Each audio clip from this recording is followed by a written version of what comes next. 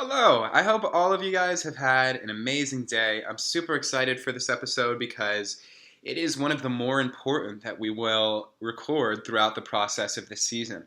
So, this is episode 3 of season 2 of Free Speech, the Naturally United podcast, where we express important ideas that we think are beneficial for our audience of 1 million people around the country to hear. And today's episode is particularly important because it has to do with the preservation of our species. So today's episode is on space travel. And space travel is humanity's only chance for survival. And here's why. So, our sun, the star that lights up our world, it has about a 10 billion year lifespan in its current state. So we've been in this current state for about 5 billion years. So scientists have suggested through the use of empirical data that we have about 4 to 5 billion years before our sun changes forms. And when it changes forms, all human life on Earth will have no chance of existing. So, for those of you at home that have figured out what that means if we do not get to other inhabitable planets for humans within 5 billion years, our species will be gone forever. So that is why I am recording this video. I am here in the year 2019 suggesting if we do not get to other inhabitable planets at some point throughout our history, we will all die. And that's why it's a very important issue to bring up. Now, it's also incredibly exciting because the innovations that will come with going to different planets will be absolutely astounding and fascinating, but it won't come without the sacrifice of a lot of time and a lot of people who will have to sacrifice their time to not even make it to other planets, just with how difficult it's going to be for us to do that. It will be the greatest feat in human history when it hopefully does occur. So I want to preface this entire video by saying in 1633, Galileo was put on trial and condemned for suggesting that the Earth revolves around the sun. And the reason that I say that at the beginning of this video is because often when we hear new ideas, or at least when we hear something that we're not entirely comfortable with, our immediate reaction is to condemn the person who brought it up. I am risking my autonomy to suggest all of these ideas simply because I think it's important for people to hear. I've spent a lot of time looking into this. I've been intrigued by this topic since I was in high school. I'm now 22 years old. I'll be 23 November 1st.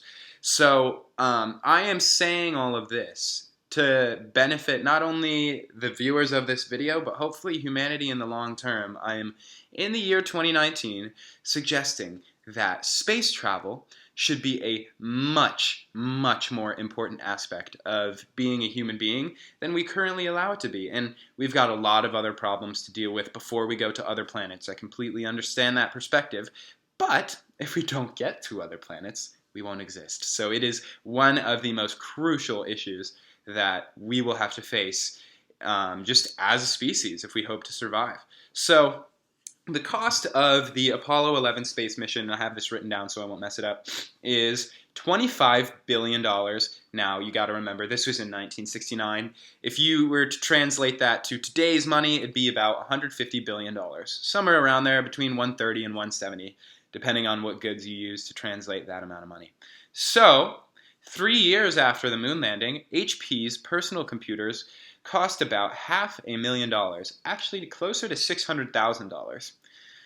So, what is very, very difficult to believe is that modern computers are 1,100 times more powerful than the computers that we were using years after the moon landing, yet we still have not gone back. It's really confounding. It is either not a priority of our species, which is the more believable suggestion, or we never went there. I am honestly receptive to both perspectives. How is it that the moon landing is the only thing that we could accomplish in the 60s that we couldn't easily replicate now?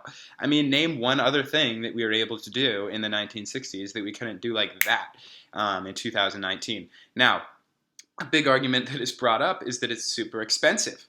Now, what we have to look at is that if we took our global military budget, we could completely translate it to trying to go to the moon, right?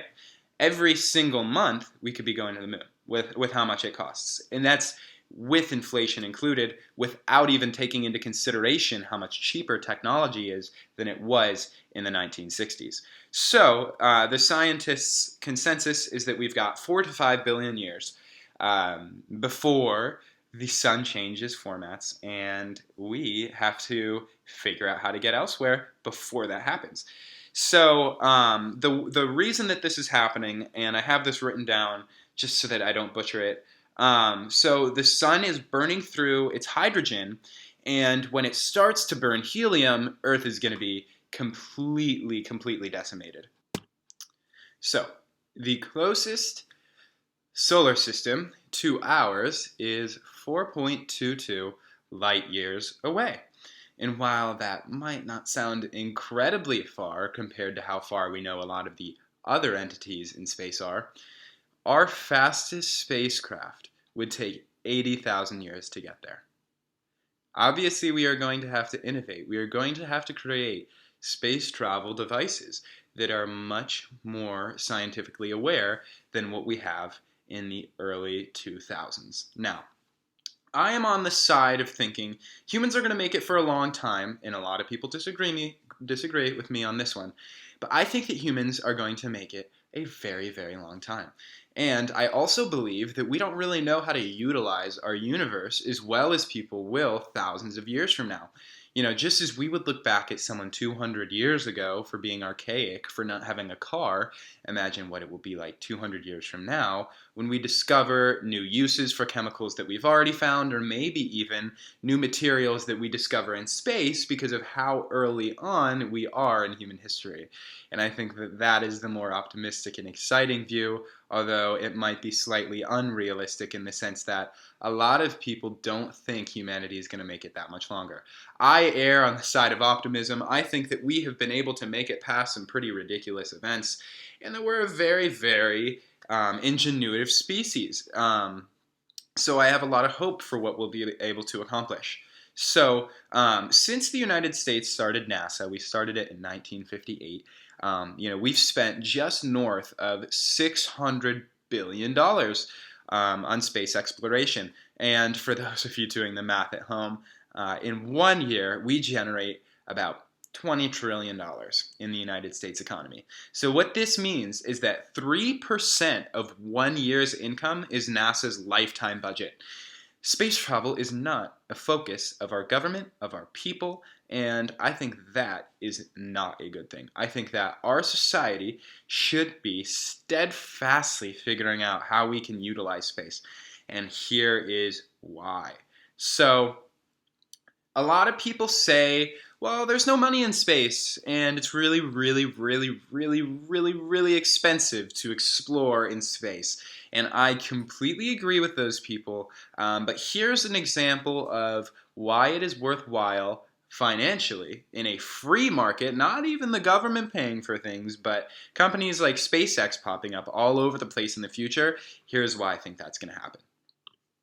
16 Psyche. This is an example that will prove to you why we should stop killing each other in pointless wars, and why we should start trying to discover what is outside of our own planet. So 16 Psyche is an asteroid belt. And just to put this to context, we've discovered about 700,000 asteroid belts that are similar to this one. And we hope to explore it by 2026. NASA has set their standard. We want to be there in less than 10 years. Less than a decade, we want to have explored 16 Psyche. Now, it holds, to our estimation, $700 quintillion. This is US dollars, 700 quintillion. You may not even have heard that number before, quintillion. But this asteroid belt, 16 Psyche, is believed to have somewhere around 700 quintillion in economic value. This is because of the materials that exist there. Now, that is 35,000 times 1 year of the US economy in an asteroid belt. Now, maybe it'll take a very long time to extract all these resources. I would be surprised if it didn't.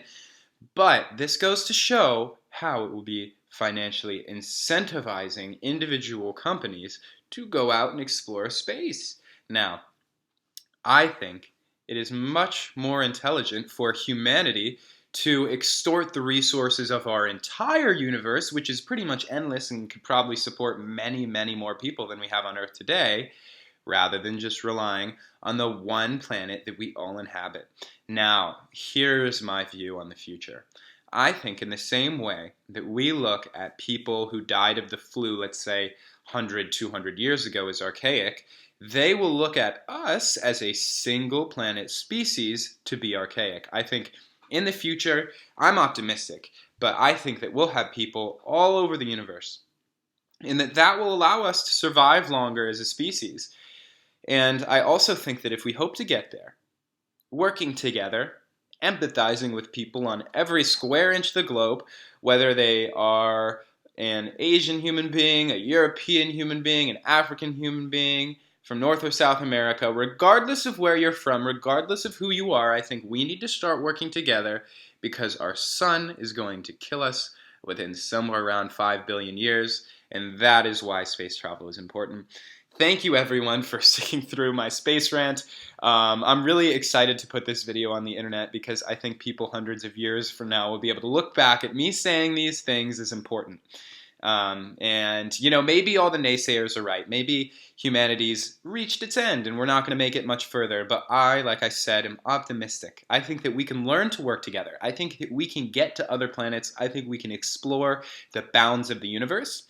But it needs to become a much more vital focus of our everyday life. Thank you so much for tuning into this episode. If you have ideas for what we should put in Season 3 or next season, leave them in the comments below. I love all of you so much. I hope you have a great rest of your day. Thank you.